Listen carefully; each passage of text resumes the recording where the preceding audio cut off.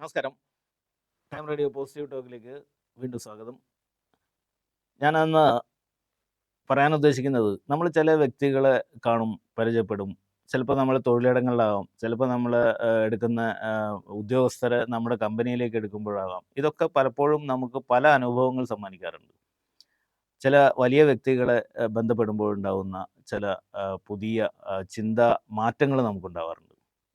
ഞാൻ time radio എന്ന പത്രം അറിയാലോ, മനോരമ വിട്ട് ഞാൻ സിനിമാ രംഗത്തേക്ക് പോയപ്പോൾ രണ്ടും ഒരുമിച്ച് കൊണ്ടുപോകാൻ പറ്റാത്ത അവസ്ഥയിലാണ് ഞാൻ മനോരമയിലെ ജോലി വിട്ട് പിന്നീട് എന്ത് ചെയ്യണം. ഇപ്പോൾ പത്രപ്രവർത്തനമാണ് എൻ്റെ പ്രധാനമായിട്ടും. സിനിമ എനിക്ക് അതിലൂടെ കിട്ടുന്ന വിഷയങ്ങളിലൂടെ നല്ലൊരു കഥയുണ്ടാകുമ്പോൾ മാത്രമാണ് ഞാൻ സിനിമാ രംഗത്തേക്ക് വരാറുള്ളൂ. ഇത്രയും കാലയളവിൽ അതുകൊണ്ട് തന്നെയാണ് രണ്ട് പ്രമുഖ സിനിമയ്ക്ക് പട്ടാളം ഒരുവൻ എന്നുള്ള സിനിമ രണ്ട് സൂപ്പർ സ്റ്റാറുകൾ തന്നെയാണ് അഭിനയിച്ചത്. അതിന് തിരക്കഥയൊരുക്കുകയും അടുത്ത 2 ചിത്രങ്ങൾ കലികാലം അതുപോലെ തന്നെ അറം എന്നുള്ള സിനിമയും ഞാൻ സംവിധാനം ചെയ്യുകയും ചെയ്യാനിടയായത് ഈ കാല ദൈർഘ്യം ഉണ്ടാകുന്നത് എനിക്ക് സമൂഹത്തോട് പറയാൻ പത്രത്തിനപ്പുറം എന്തെങ്കിലും പറയാനുള്ള വിഷയം വരുമ്പോഴാണ് ഞാൻ സിനിമയിലേക്ക് കടക്കുന്നത്.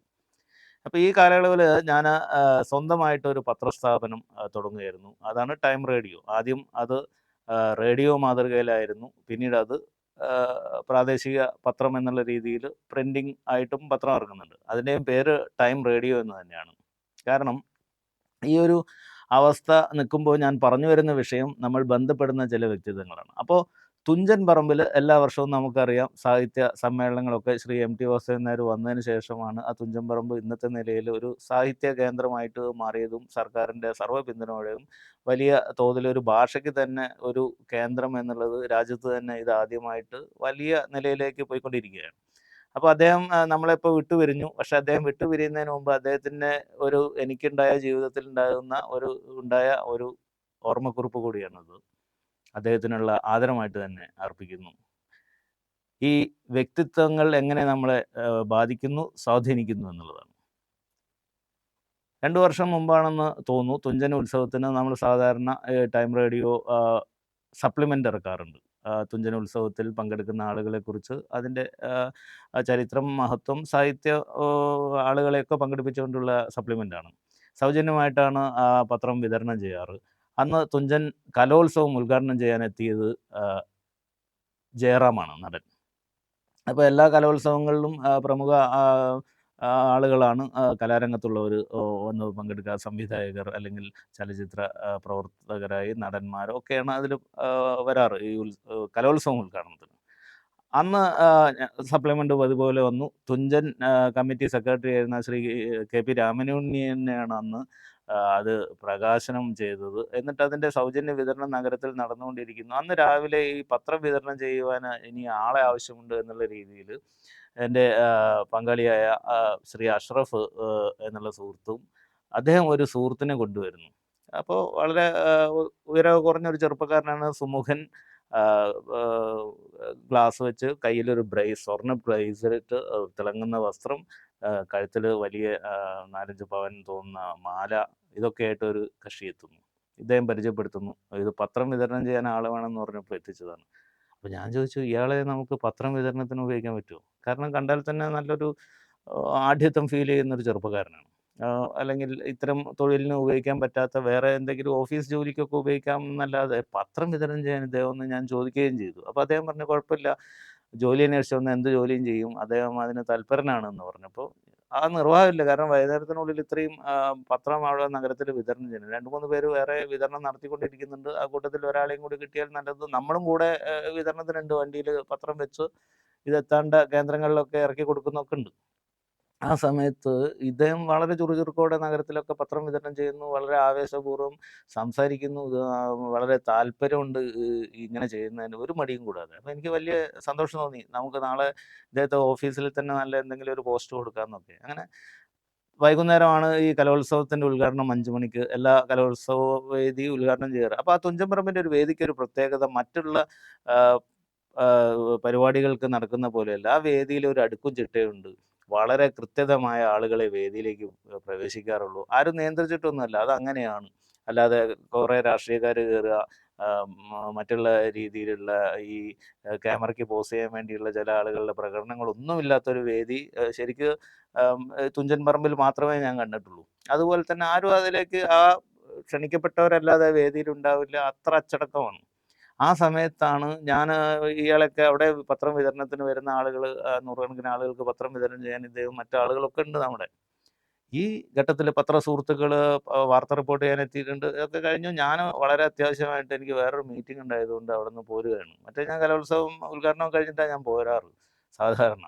അപ്പോൾ തിരിച്ചു പോകുന്ന കഴിഞ്ഞ് കുറച്ച് കഴിഞ്ഞ് എൻ്റെ പത്രസുഹൃത്തുക്കളുണ്ട് വിളിക്കുന്നു.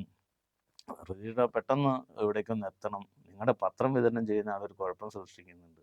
നോക്കിയപ്പോഴെന്താണ് സംഭവിച്ചത്? പിന്നീടാണ് ഞാനത് വീഡിയോ ഫുട്ടേജിൽ കാണുന്നത്. ഞാൻ പോയിരുന്ന വണ്ടി നിർത്തി ഇങ്ങോട്ട് പുറപ്പെടാനായിട്ട് ഇരിക്കുന്നു. സംഭവം എന്താണെന്ന് വെച്ചാൽ ജയറാം വന്നപ്പോൾ ഇദ്ദേഹം പത്രവിതരണമൊക്കെ നിർത്തി ജയറാമിൻ്റെ കാറ് വരികയും ആളുകളെയൊക്കെ തള്ളി മാറ്റി ഈ രാവിലെ ജോലിക്ക് വന്ന ഈ ചെറുപ്പക്കാരൻ നേരെ ജയറാമിനോടൊപ്പം അങ്ങ് നീങ്ങുന്നു. അപ്പം ജയറാം വിചാരിച്ചു ഇദ്ദേഹത്തിൻ്റെ ഈ വലിയ ആളുകളെയൊക്കെ തള്ളി മറിഞ്ഞു മാറ്റി കൊണ്ടുപോകുന്ന കണ്ടപ്പോൾ തുഞ്ചൻ കമ്മിറ്റിയിലുള്ള പ്രവർത്തകനാണെന്നാണ് ധാരണ. സംഘാടകർ വിചാരിച്ചതെന്താ വെച്ചാൽ കാറ് വന്ന് നിറങ്ങുകയും ഇയാൾ ജയറാമിന് പ്രൊട്ടക്ഷൻ ഒരുക്കിക്കൊണ്ട് പോകേണ്ട വഴി ഒരുക്കി കൊടുത്ത് ജയറാമിനൊപ്പം തന്നെ നിൽക്കുന്ന കണ്ടപ്പോൾ സംഘാടകർ എന്ത് കരുതി? ഇത് ജയറാമിനൊപ്പം വന്ന അദ്ദേഹത്തിൻ്റെ പ്രൈവറ്റ് സെക്രട്ടറിയോ മറ്റോ ആണെന്നാണ്.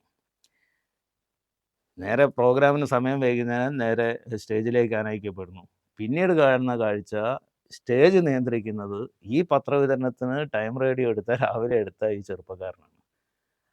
കംപ്ലീറ്റ് സ്റ്റേജ് നിയന്ത്രണം ഇദ്ദേഹം ഏറ്റെടുത്തു. അപ്പോൾ സംഘാടകരായ ആളുകളൊക്കെ വിചാരിച്ചു ഇത് ജയറാമിനൊപ്പം വന്ന ആളാണ്. ജയറാം വിചാരിക്കുന്നത് ഇവിടുത്തെ പ്രധാനിയായ ആരോ ആണെന്നാണ്. ഇദ്ദേഹം സ്റ്റേജ് നിയന്ത്രിക്കുന്നു, ജയറാമിനെ മൈക്കിനടുത്തേക്ക് കൊണ്ടുവന്നു, ഈ ഭദ്രദീപം കൊളുത്തുന്നു, MTയെ കൈ പിടിച്ചിട്ട് അദ്ദേഹത്തിന് 2 പേരൊക്കെ പിടിച്ചിട്ടാണ് ഭദ്രദീപം കൊളുത്താനോ സ്റ്റേജിലേക്ക് കയറ്റാനൊക്കെ അതായത് പ്രായത്തിൻ്റെ ആവശ്യതകളുണ്ട്. അദ്ദേഹത്തെ കൈ പിടിച്ച് വലിച്ചു കൊണ്ടുപോകുന്നു, ഈ ഭദ്രദീപം കൊളുത്തുന്നു. ഈ തുഞ്ചനോത്സവത്തിൻ്റെ കലോത്സവത്തിൻ്റെ ഭദ്രദീപം കൊളുത്താൻ ആ വിളക്ക് അവസാനം ഒരു തിരിയും ഈ ചെറുപ്പക്കാരൻ കൊളുത്തുന്നു എന്നുള്ളതാണ്. ഇതൊക്കെ ഞാൻ പിന്നീട് വീഡിയോയിൽ കാണുന്നതാണ്. ഈ പത്രസുഹൃത്തുക്കൾക്കൊക്കെ ഒരു ഘട്ടം കഴിഞ്ഞപ്പോൾ മനസ്സിലായി ഇതിവിടെ പത്രം വിതരണം ചെയ്യാനെത്തിയവനായിരുന്നു എന്നുള്ളത്. അപ്പോൾ ഈ അന്ന് അവിടെ ഈ KP രാമനുണ്ണിക്ക് എന്തോ ഒരു വധഭീഷണിയൊക്കെ എഴുത്ത് സംബന്ധമായിട്ടെന്തോ ഏതോ പ്രഭാഷണത്തിൻ്റെ പേരിലോ നിലനിൽക്കുന്നു. സായുധ പോലീസ് അടക്കം അവിടെ ഉണ്ട്. ഒരു ഘട്ടം കഴിഞ്ഞപ്പോൾ ഇത് തിരിച്ചറിയപ്പെടുകയും ഇതിനിടയ്ക്ക് ഈ കലോത്സവ വേദിയിൽ ജയറാമിനെ കൊണ്ട് വിദ്വാൻ മിമിക്രി വരെ എടുപ്പിച്ചു എന്നുള്ളതാണ്. എന്തിനേറെ തുഞ്ചൻ കലോത്സവത്തിൻ്റെ ഭദ്രദീപത്തിന് തിരി കൊളുത്തുകയും ചെയ്തു MTയോടൊപ്പം ചേർന്നിട്ട് എന്നുള്ളതാണ്. മറ്റ് സംഘാടകർക്ക് സ്തബ്ധരായി നിന്നു, ഒന്നും ചെയ്യാൻ കഴിയാത്ത അവസ്ഥ. കുറച്ച് സമയം കഴിഞ്ഞതിന് ശേഷമാണ് ഇത് തിരിച്ചറിയുന്നത് ഇങ്ങനെ ഒരു അബദ്ധമാണെന്നുള്ളത്. പോലീസ് ഇദ്ദേഹത്തെ പൊക്കി. പത്രസുഹൃത്തുക്കൾ എന്നെ വിളിച്ചു പറയുന്നു ആളെ കൊണ്ടുപോയിട്ടുണ്ട്. അപ്പോൾ എനിക്കും ഭയപ്പാടായി. കാരണം എൻ്റെ സ്ഥാപനത്തിൻ്റെ തൊഴിലാളിയായിട്ട് വന്ന് നിൽക്കുന്ന ആളാണെന്നുള്ളത് പ്രചരിക്കപ്പെടുന്നു. ഞാൻ നേരെ പോലീസ് സ്റ്റേഷനിൽ ഉടൻ തന്നെ എനിക്ക് പോലീസ് സ്റ്റേഷനിൽ നിന്ന് കോൾ വന്നു. ഇവൻ എവിടേക്കാണ് കൊണ്ടുപോയതെന്ന് അറിയുന്നില്ല. അപ്പോൾ എന്നോട് പറഞ്ഞു ഇവിടെ വരെ ഒന്ന് വരണം എന്ന് പറഞ്ഞിട്ട് എനിക്ക് പോലീസ് സ്റ്റേഷനിൽ നിന്ന് വിളി വരിക. അങ്ങനെ ഞാൻ നേരെ വണ്ടി സ്റ്റേഷനിലേക്ക് എത്തിയപ്പോൾ ഇവൻ അവിടെ നിർത്തിയിട്ടുണ്ട്. അപ്പോൾ ഇവൻ അവിടെ പോലീസുകാരായ കോൺസ്റ്റബിൾസേ ഉള്ളൂ, ഉദ്യോഗസ്ഥരൊന്നും എത്തിയിട്ടില്ല.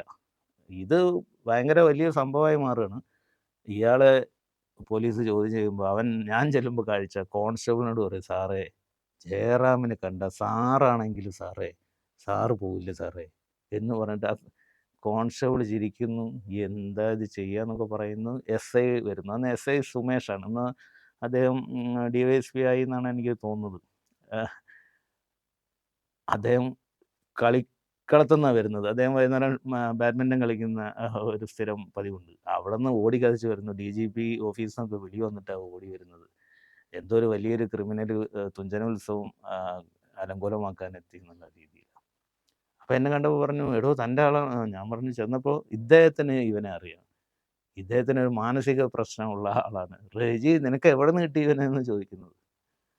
അപ്പോൾ ചില സമയങ്ങളിൽ നമ്മൾ അബദ്ധത്തിൽ പെടും. അപ്പോൾ എന്നോട് പറഞ്ഞു, പേടിക്കേണ്ട, ഇവൻ കുഴപ്പക്കാരന് എന്ന് പറഞ്ഞാൽ മാനസിക തകരാറുള്ള ആളാണ്. രാവിലെ തൊഴിലെടുക്കാൻ നമ്മൾ അബദ്ധത്തിൽ വലിയ ബാക്ക്ഗ്രൗണ്ട് ഈ ഒരു ജോലിക്ക് വലിയ എൻക്വയറി നടത്തണ്ടല്ലോ, പത്രം വിതരണം ചെയ്യുന്ന ജോലിയാണെന്നുള്ളത് കൊണ്ട് നമുക്ക് പറ്റിയ അബദ്ധം ഇന്ത്യ മുഴുവൻ രാജ്യം മുഴുവൻ ശ്രദ്ധിച്ച വലിയൊരു അബദ്ധത്തിൽ പെട്ടു എന്നുള്ളതാണ്. എനിക്ക് പിന്നെ തുഞ്ചൻ പറമ്പിലേക്ക് ആ ഉത്സവം കാണാൻ പിന്നീട് വരുന്ന ദിവസങ്ങൾ പോകാനോ അവിടേക്ക് അഭിമുഖീകരിക്കാനോ പ്രയാസം. ഞാൻ ചെന്നപ്പോൾ തന്നെ കമ്മിറ്റിയിലുള്ള ആളുകൾക്കൊക്കെ എന്നെ അറിയാം. അപ്പോൾ അവർ തമാശ പറയാൻ തുടങ്ങി, ഹലോ ഞങ്ങൾക്ക് ഇത്ര ആളുകളുണ്ടെങ്കിൽ ഇനി കൊണ്ടുവരണം കേട്ടോ. പിന്നെ ഞാനതിനെ കൗണ്ടർ ചെയ്യാൻ വേണ്ടിയിട്ട് ഞാൻ തിരിച്ച് തമാശ പറയാൻ തുടങ്ങി. എല്ലാ വർഷവും കാണുമ്പോൾ ഇവർ പറയുന്ന തമാശക്ക് പറയണം കേട്ടോ, കമ്മിറ്റിയുടെ സ്റ്റേജിൽ ആൾ കുറവാണെങ്കിൽ ഇങ്ങനത്തെ കുറേ പേര് നമ്മുടെ കയ്യിലുണ്ട് എന്ന് പറഞ്ഞിട്ടൊക്കെയാണ് തമാശയിലൂടെ ഞങ്ങൾ പിടിച്ചേക്കുന്നത്. അപ്പോഴും എം ടി സാറിനെ അഭിമുഖീകരിക്കാൻ മടിയായിരുന്നു. അങ്ങനെ ഞാൻ അദ്ദേഹത്തിന് മുന്നിൽ പെട്ടു. അപ്പം ഞാൻ പറഞ്ഞു, സാർ ഇങ്ങനെ ഒരു സംഭവം ഉണ്ടായതുകൊണ്ടാണ് ഞാൻ പിന്നീട് ഇങ്ങോട്ട് വരാൻ തന്നെ മടിക്കുന്നത്. അപ്പം എന്നോട് പറഞ്ഞു, അതിന് താനെന്ത് പഴിച്ചു, താനൊന്നും തെറ്റൊന്നും ചെയ്തില്ലല്ലോ എന്ന് പറഞ്ഞ് ആ വലിയൊരു കേസിലകപ്പെടാമായിരുന്നു എന്നെ എം ടി സാറ് ആ കേസെ ഒഴിവാക്കി. കാരണം നമ്മുടെ അടുത്തല്ല അതിൻ്റെ പെശക് എന്നുള്ളത് തിരിച്ചറിഞ്ഞുകൊണ്ട് ആ നന്മയും എനിക്ക് അനുഭവിക്കാൻ പറ്റി. അതുകൊണ്ട് ജീവിതത്തിൽ എം ടി സാറിൻ്റെ കഥകളാൽ നമ്മൾ ഓർമ്മിക്കുന്നു. പക്ഷേ എൻ്റെ ജീവിതത്തിൽ വ്യക്തിപരമായി എൻ്റെ പത്രസ്ഥാപനത്തിലൂടെ ഞാൻ നേരിട്ട വലിയൊരു അപകടത്തിൽ നിന്ന് രക്ഷിച്ചതും എം ടി സാറാണ്. ആ ഓർമ്മകൾക്ക് മുന്നിൽ ഈ വർഷം 35 ഉത്സവം നടന്നുകൊണ്ടിരിക്കുകയാണ്. ആ ഓർമ്മകൾക്ക് മുന്നിൽ നമസ്കരിച്ചുകൊണ്ട് ഈ എപ്പിസോഡ് ഇവിടെ അവസാനിക്കുന്നു. നന്ദി, നമസ്കാരം.